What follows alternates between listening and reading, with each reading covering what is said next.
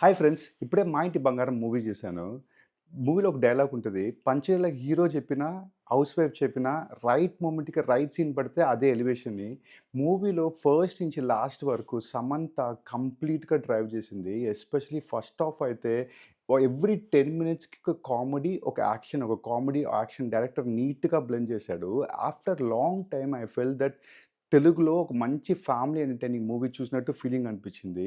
And other important thing is Samantha ఒక action hero ఎలా act చేస్తాడో ఈక్వల్‌గా అలానే యాక్ట్ చేసింది. సమంత మూవీలో చాలా స్లిమ్ కనపడతది. బట్ యాక్షన్ సీక్వెన్స్‌లో చాలా బిలీవబుల్‌గా ఉండింది. చాలా అపీలింగ్‌గా ఉండింది. It is very good. చాలా బాగా యాక్ట్ చేసింది. And Anasuya and Samantha comedy scenes అయితే సూపర్. ఎస్పెషల్లీ ఇంటర్వెల్ ముందు వచ్చే ఒక కామెడీ సీక్వెన్సెస్ ఉంటది. సూపర్బ్ ఉంటది.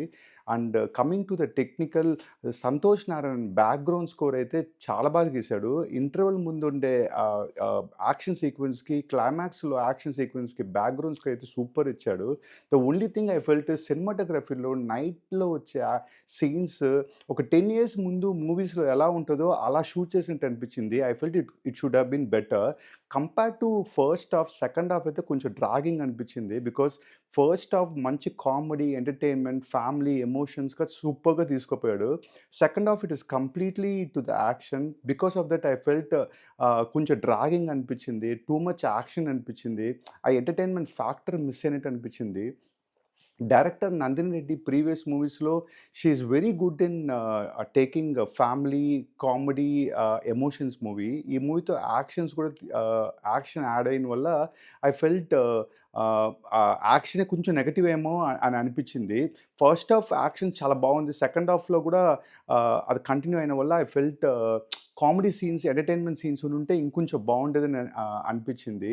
'మా ఇంటి బంగారం' ఓవరాల్‌గా ఎలా ఉందంటే బంగారం బానే ఉంది. సెకండ్ హాఫ్‌లో కామెడీ, ఎంటర్‌టైన్‌మెంట్ కొన్ని షైనింగ్ సీన్స్ ఉండుంటే ఖచ్చితంగా ఆ మూవీని మన లాకర్‌లో పెట్టుకోనుండొచ్చు.